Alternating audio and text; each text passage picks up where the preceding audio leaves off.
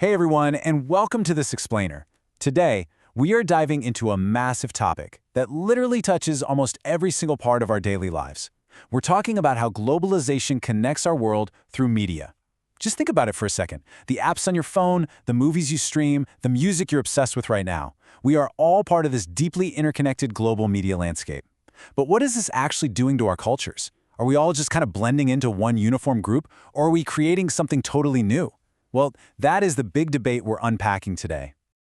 All right, here is our roadmap for today. First, global media connecting the world. Second, cultural homogenization, one single culture.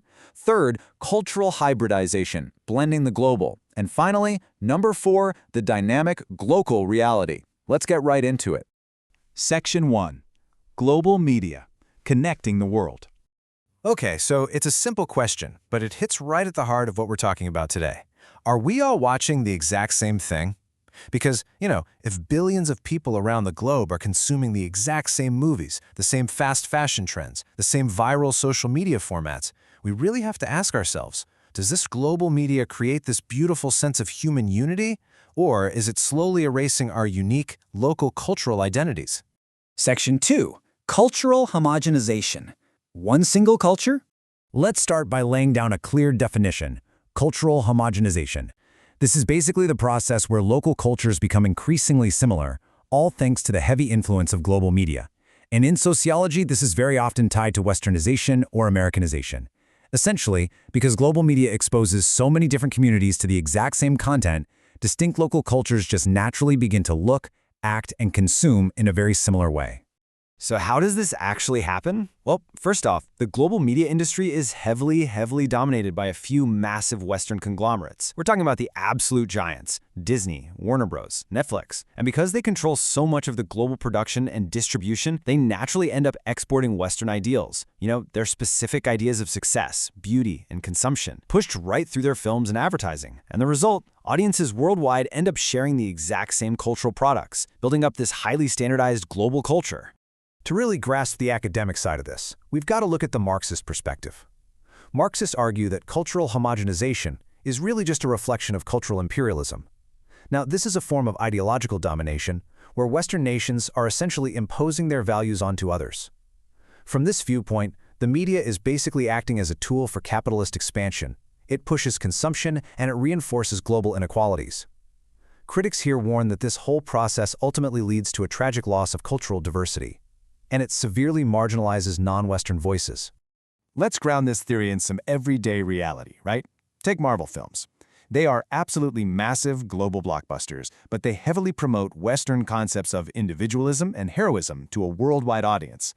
Or look at McDonald's advertising campaigns. They're exporting Western consumerism and tastes to local high streets quite literally all over the planet. Both of these examples show how these giant franchises shape local expectations, which, if we follow the homogenization theory, can really erode traditional cultural identities and just replace them with global norms. Section 3. Cultural hybridization, blending the global. But hey, is Westernization really the whole story? Not quite. This is where our counter-concept comes in: cultural hybridization. This is all about the blending of global and local influences to create entirely new, totally unique cultural forms. The absolutely crucial distinction here is that global media doesn't just overwrite and replace local culture. No, it interacts with it. It really highlights the ability of local audiences and producers to adapt and creatively reinterpret what they're seeing.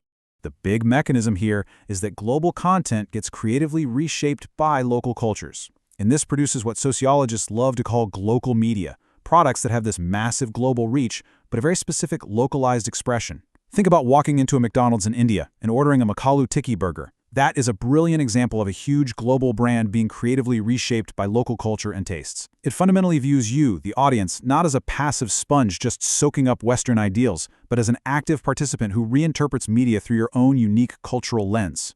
And that brings us perfectly to the postmodernist and pluralist sociological perspective, which really centers on audience agency. So unlike the Marxist view we just talked about, postmodernists argue that globalization actually increases diversity and choice. They believe today's media landscape allows individuals to construct their identities from a whole bunch of different cultural sources. It completely challenges the idea of a single dominant culture by celebrating this fragmented, highly creative audience that mixes global and local stuff to express who they are.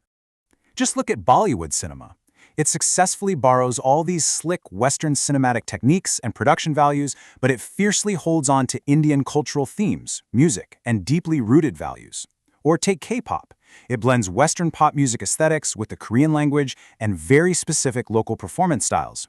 Both of these have become massive global phenomena, but they remain deeply rooted in their local identities.